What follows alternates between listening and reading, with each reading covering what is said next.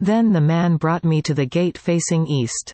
And I saw the glory of the God of Israel coming from the east. His voice was like the roar of rushing waters, and the land was radiant with his glory.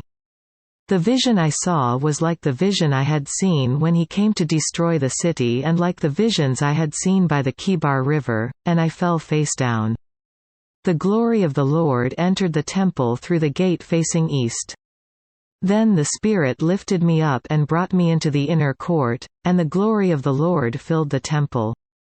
While the man was standing beside me, I heard someone speaking to me from inside the temple. He said, "Son of man, this is the place of my throne and the place for the soles of my feet. This is where I will live among the Israelites forever. The house of Israel will never again defile my holy name, neither they nor their kings by their prostitution and the lifeless idols of their kings at their high places. When they placed their threshold next to my threshold and their doorposts beside my doorposts, with only a wall between me and them.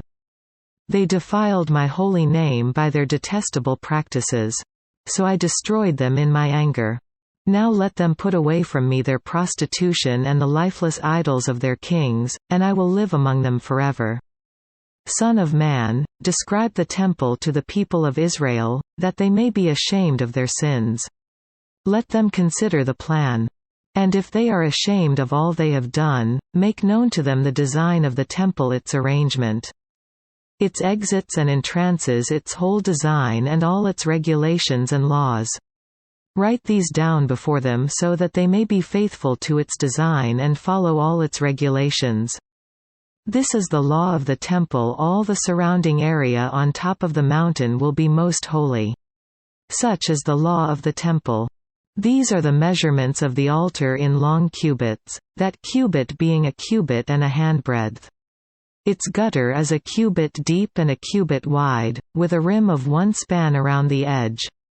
And this is the height of the altar.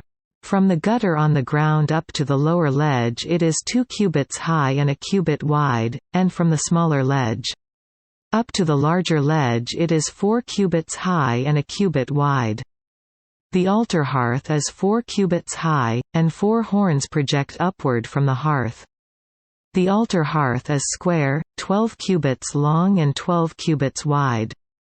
The upper ledge also is square, 14 cubits long and 14 cubits wide, with a rim of half a cubit and a gutter of a cubit all around. The steps of the altar face east. Then he said to me, Son of man, this is what the Sovereign Lord says. These will be the regulations for sacrificing burnt offerings and sprinkling blood upon the altar when it is built. You are to give a young bull as a sin offering to the priests, who are Levites, of the family of Zadok, who come near to minister before me, declares the Sovereign Lord. You are to take some of its blood and put it on the 4 horns of the altar and on the 4 corners of the upper ledge, and all around the rim, and so purify the altar and make atonement for it. You are to take the bull for the sin offering and burn it in the designated part of the temple area outside the sanctuary.